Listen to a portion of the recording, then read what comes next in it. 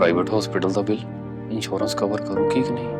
मुख्यमंत्री सहज योजना कार्ड हैगा, फिर कोई टेंशन नहीं, थोड़ा सारा ट्रीटमेंट कैशलेस है। बिना पैसिਆਂ ਦੇ? जी हाँ। ਹਰੇਕ ਨਾਗਰਿਕ ਜਿਹੜਾ ਹੈ ਉਹ ਮੁੱਖ ਮੰਤਰੀ ਸਿਹਤ ਕਾਰਡ ਜਦੋਂ ਬਣ ਗਿਆ ਤਾਂ ਉਹ 10 ਲੱਖ ਰੁਪਏ ਦਾ ਮੁਫਤ ਤੇ ਕੈਸ਼ਲੈਸ ਜਿਹੜਾ ਇਲਾਜ ਕਰਾਉਣ ਦੇ काबिल भी होगा, एलिजिबल भी होगा। पंजाब सरकार लेकर आई है दुनिया की पहली सेहत योजना। अब पैसे के कारण पंजाब का कोई भी नागरिक बढ़िया इलाज से वंचित नहीं रहेगा। सेहत का हक सबके लिए।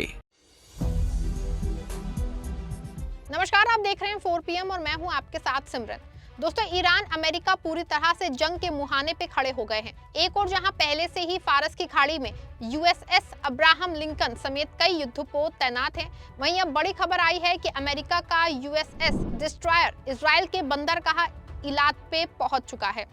हालांकि ईरान भी डरा नहीं है, बल्कि ईरान ने भी अपने 1000 स्ट्रेटेजिक ड्रोन तैनात कर दिए हैं। इससे जंग की आशंका बढ़ गई है। इन सबके बीच ईरान का एक स्पेशल प्लेन अचानक रूस की तरफ कूच कर गया है, जिसने पूरी दुनिया में खलबली मचा दी है। दावा किया जा रहा है कि प्लेन के उड़ते ही ट्रंप की तैयारियां और तेज हो गई हैं और कुछ ही घंटों में जंग शुरू हो सकती है। ईरान से उड़ा विशेष प्लेन क्यों सुर्खियों में है और क्यों कहा जा रहा है कि जंग के आसार बढ़ चुके हैं, सब कुछ आपको अपनी इस 8 मिनट की रिपोर्ट में अच्छे से बताऊंगी। दोस्तों, 2 दिन पहले ही ट्रंप ने ईरान से कहा था कि वो परमाणु डील को लेके तुरंत मेज पे आए नहीं। तो फारस की खाड़ी से लेके मिडिल ईस्ट तक में 10 से ज्यादा युद्धपोत है जिनका निशाना ईरान की ओर है। हालांकि ईरान ने कहा था कि वो बातचीत के लिए मेज पे आने को तैयार हैं, लेकिन वो धमकी की वजह से नहीं बल्कि सही तरीके से बातचीत करने को राजी हैं। हालांकि क्योंकि जंग के आसार बढ़ गए थे तो इसके असर मिडिल ईस्ट तक जाना, इसलिए मिडिल ईस्ट के कई देश ये चाहते थे कि जंग ना हो, क्योंकि मिडिल ईस्ट का पूरा कारोबार प्रभावित हो जाएगा। इसके लिए तुर्की, सऊदी अरब, UAE और कुवैत ने बारी बारी से व्हाइट हाउस से बात की है, लेकिन अंदर खाने की खबर है कि किसी को बहुत सफलता नहीं मिली है। इसीलिए जंग के आसार बढ़ गए हैं और जिस तरीके से मिडिल ईस्ट में अमेरिका के बेड़ों की संख्या लगातार बढ़ रही है, उससे बहुत हद तक साफ है कि अमेरिका अब हर हाल में परमाणु अड्डों को लेके सैन्य कार्रवाई करेगा। बता दूं आपको, कल अमेरिका ने सैटेलाइट तस्वीरों के जरिए ये खुलासा किया था कि ईरान अपने परमाणु संयंत्रों को छिपाने की कोशिश कर रहा है। आप सबके भरोसे से हमने हमेशा मजबूत और सच्ची पत्रकारिता की है। चैनल को आप सबने सब्सक्राइब तो कर ही रखा है, हमारे चैनल को ज्वाइन भी कीजिए।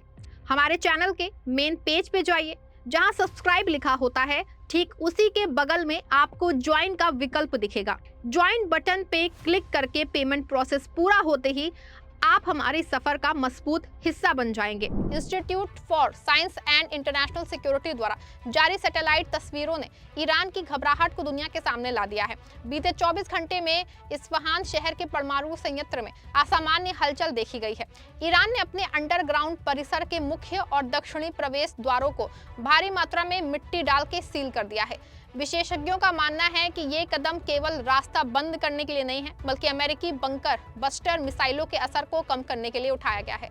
रिपोर्ट्स के अनुसार इन सुरंगों के भीतर लगातार लगभग जो है वो 408 किलो सर्वधित यूरेनियम का विशाल भंडार छिपा है, जिसे सुरक्षित रखना ईरान के लिए अस्तित्व की लड़ाई बन गया है। हाल ही में इन रास्तों को इंजीनियरिंग के काम के लिए खोला गया था, जहां सुरंगों की दीवारों को बेहद मजबूत कंक्रीट से और भी मोटा किया गया था। ईरान को डर है कि अमेरिका किसी भी पल उनके परमाणु कार्यक्रम की रीढ़ तोड़ने के लिए हवाई हमले शुरू कर सकता है।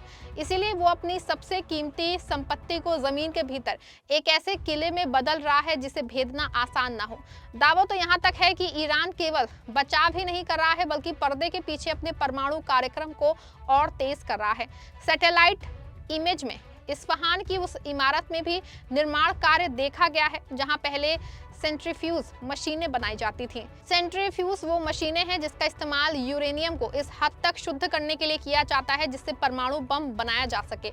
अंतर्राष्ट्रीय परमाणु ऊर्जा एजेंसी के लिए ये एक बड़े खतरे की घंटी है, क्योंकि ईरान का ये गुप्त निर्माण संकेत देता है कि वो परमाणु हथियार बनाने की दिशा में बहुत करीब पहुंच चुका है।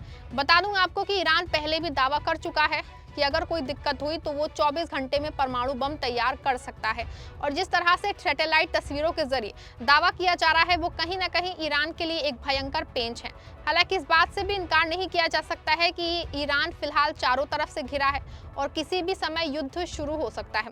बता दें आपको, ईरान ने पिछले दिनों चाइना से बहुत बड़ी रक्षा डील की थी। वैसे तो ईरान के पास आर्थिक संकट है, लेकिन चीन ने तेल के बहाने ये डील कर ली है और हथियारों से लैस 16 कार्गो प्लेन को चाइना भेजा था, जिससे लड़ाई लंबी खिंचने के आसार हैं। दावा किया जा रहा है कि ईरान ने भी स्ट्रेटेजिक ड्रोन तैनात कर दिए हैं जो दोनों ओर से ईरान की रक्षा करेंगे। हालांकि पिछले दिनों ईरान 12 दिनों की जंग में मिसाइलों को रोक पाने में नाकाम रहा था, लेकिन इस बार दावा किया जा रहा है कि ईरान ने रूस और चाइना से मिसाइलों रक्षक प्रणाली खरीदी है। हालांकि अमेरिका के सामने कितनी कारगर साबित होंगी ये तो फिलहाल समय बताएगा, लेकिन कहा जा रहा है कि तैयारी जो है वो पूरी है। इन सबके बीच ईरान से विशेष प्लेन सुर्खियों में है। जी हाँ, दावा किया जा रहा है कि प्लेन रातों रात ईरान से उड़ के मॉस्को में उतरा है। मीडिया रिपोर्ट्स के अनुसार ईरान की मिराज एयरलाइन के एयरबस A321-231 विमान ने गुरुवार रात तेहरान से मॉस्को के लिए उड़ान भरी। कॉल साइन है कि ईरान 07 आमतौर पर ईरान की सरकार के वरिष्ठ सदस्यों के लिए आरक्षित होता है। तेहरान से मॉस्को तक की गई फ्लाइट में कौन लोग बैठे हैं इसकी जानकारी गुप्त रखी गई है और ना ही ईरान की तरफ से रूस के दौरे को लेकर कोई इनपुट दिया गया है। ऐसे में फ्लाइट को लेकर के सवाल भी उठ रहे हैं। ईरान और दुनिया भर के सियासी गलियारों में चर्चा छिड़ गई है कि अमेरिका के संभावित हमले के मद्देनजर ईरान में उच्च पदों पर बैठे लोगों का पहला बैच सुरक्षित मॉस्को पहुंच गया है, यानी ईरान के लोगों को रूस ने शरण दी है। जबकि कुछ लोग मान रहे हैं कि यूएई के राष्ट्रपति शेख मोहम्मद बिन जायद अल नहयान इस वक्त मॉस्को में हैं और उनसे मिलने ईरान के कोई वरिष्ठ नेता मॉस्को गए हैं, जिसका मकसद युद्ध को टालना है।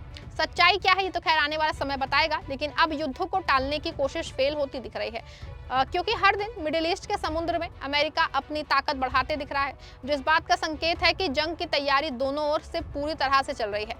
ऐसे में साफ है कि डोनाल्ड ट्रंप अमेरिका के वो राष्ट्रपति जो खुद को मास्टर ऑफ डील्स कहते हैं, लेकिन मिडिल ईस्ट में वो मास्टर ऑफ वॉर बनने पे तुले हैं। उनकी धमकी भरी कूटनीति ने ईरान को इस कगार पे लाके खड़ा कर दिया है कि अब जंग कभी भी छिड़ सकती है। अमेरिकी नौसैनिक बेड़ा, जिसमें दुनिया का सबसे बड़ा aircraft carrier strike group USS Ibrahim Lincoln भी शामिल है, ईरान के पास समुंदर में डेरा डाल चुका है। अमेरिका का कहना है कि वो ईरान को परमाणु हथियार बनाने से रोकेगा, लेकिन इतिहास गवाह है अमेरिका ने जब भी किसी देश पे हमला किया बहाना कुछ और था और मकसद तेल और ताकत कुछ और। क्या ईरान का परमाणु कार्यक्रम सिर्फ एक बहाना है या असली मकसद मिडिल ईस्ट में अमेरिका का दबदबा कायम रखना है? लेकिन तैनात स्ट्रेटेजिक ड्रोन इस बार ईरान को तगड़ा जवाब दे सकते हैं। ईरान ने पिछले एक दशक में ड्रोन तकनीक में महारत हासिल कर ली है। उनके पास सिर्फ टोही ड्रोन नहीं बल्कि आत्मघाती ड्रोन, हमलावर ड्रोन और लंबी दूरी तक मार करने वाले ड्रोन भी शामिल हैं। इन ड्रोनों का इस्तेमाल पहले भी सऊदी अरब की तेल रिफाइनरियों और इजराइल के ठिकानों पर किया जा चुका है। ये ड्रोन कम खर्चीले होते हैं लेकिन दुश्मन को भारी नुकसान पहुंचा सकते हैं। ईरान का संदेश साफ है, अगर तुम हमला करोगे तो हम भी चुप नहीं बैठने वाले हैं। ये 1000 ड्रोन अमेरिका के इन एयरबेस और जंगी जहाजों के लिए किसी साइलेंट किलर से कम नहीं है, जो मिडिल ईस्ट में इसकी ताकत का प्रतीक है।